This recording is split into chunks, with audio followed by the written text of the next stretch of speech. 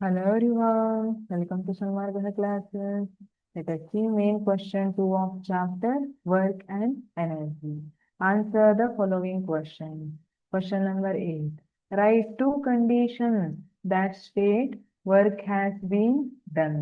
ಹಾಗಿದ್ರೆ ಎರಡು ಕಂಡೀಷನ್ ಅನ್ನ ಬರೀರಿ.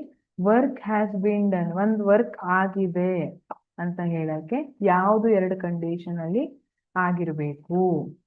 Okay. A force must be exerted on the body. We know that work is equal to ಏನ್ ಬರಿತೀವಿ ನಾವು? ಫೋರ್ಸ್ ಇಂಟು ಡಿಸ್ಪ್ಲೇಸ್ಮೆಂಟ್ ಅಂತ ಬರಿತೀವಿ. ಹಾಗಿದ್ರೆ force must be exerted on the body, ಒಂದು ಬಾಡಿ ಮೇಲೆ ಫೋರ್ಸ್ ಎಕ್ಸರ್ಟ್ ಆಗಿರಬೇಕು. Option B, the body must have change the position, body position ಅನ್ನ ಚೇಂಜ್ ಮಾಡಿಟ್ಕೊಂಡಿರ್ಬೇಕು. ಸರಿ, ನಾನೇನ್ ಹೇಳ್ತೀನಿ ನಿಮ್ಮ ಹತ್ರ? ಓಕೆ, ಅದೇ ಅಲ್ಲ ಬೆಟ್ಟದ ಮೇಲೆ ಇದೆ ಅಲ್ಲ, ಒಂದು ದೊಡ್ಡ ಕಲ್ಬಂಡೆ ಇದೆ. ನೀವು ಆ ಕಲ್ಬಂಡೆನ ತಳ್ಳಿ ಡಿಸ್ಪ್ಲೇಸ್ ಮಾಡಕ್ಕೆ ಟ್ರೈ ಮಾಡ್ಬೇಕಂತ ಹೇಳ್ತೀನಿ. ಹಾ ಮೇಡಮ್ ಹೇಳಿದ್ದಾರೆ ಅಂತ ನೀವು ಟಕ್ ಟಕ್ ಟಕ್ ಟಕ್ ಅಂತ ಬೆಟ್ಟ ಹತ್ಕೊಂಡು ಹೋಗ್ತೀರಿ. ಬೆಳಿಗ್ಗೆ 6 ಗಂಟೆಯಿಂದ ತಳ್ಳಕ್ ಟ್ರೈ ಮಾಡ್ತಿದ್ದೀರಿ. ಅಲುಗಾಡ್ತಾ ಇಲ್ಲ ಕಲ್ಬಂಡೆ. ಅಷ್ಟು ದೊಡ್ಡ ಕಲ್ಬಂಡೆ ಹೆಂಗ್ ಅಲುಗಾಡುತ್ತೆ? ಅಲುಗಾಡ್ತಾ ಇಲ್ಲ. ನೀವು ಮಧ್ಯಾಹ್ನ ಊಟಕ್ಕೆ ಬಂದ್ರಿ, ನಾನು ಹೇಳ್ತೀನಿ ನೀವೇನು ವರ್ಕೇ ಮಾಡಿಲ್ಲ. ನೀವು ನೋಡ್ತೀರಿ ಒಂದ್ಸಲ, ಅಲ್ವಾ?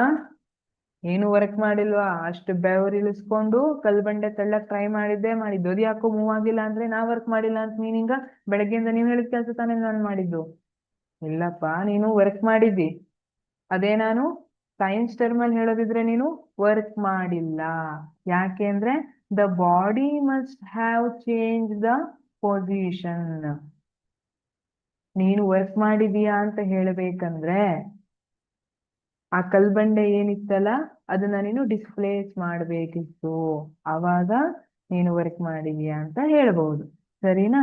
ಹಾಗಿದ್ರೆ force must be exerted on the body, ಒಂದು ಬಾಡಿ ಮೇಲೆ ಫೋರ್ಸ್ ಎಕ್ಸರ್ಟ್ ಆಗಿರ್ಬೇಕು. ಜೊತೆಗೆ body must have change the position, body position change ಆಗಿರ್ಬೇಕು, ಡಿಸ್ಪ್ಲೇಸ್ ಆಗಿರ್ಬೇಕು ಬಾಡಿ. ಇಲ್ಲಿಂದ ನೋಡಿ ಇಲ್ಲಿ ಬಂದಿದೆ ಅಲ್ವಾ? ಸೊ ಫೋರ್ಸ್ ಕೂಡ ಅಪ್ಲೈ ಆಗಿದೆ, ಇದನ್ನ ವರ್ಕ್ ಡನ್ ಅಂತ ಹೇಳ್ತೀವಿ. Thank you.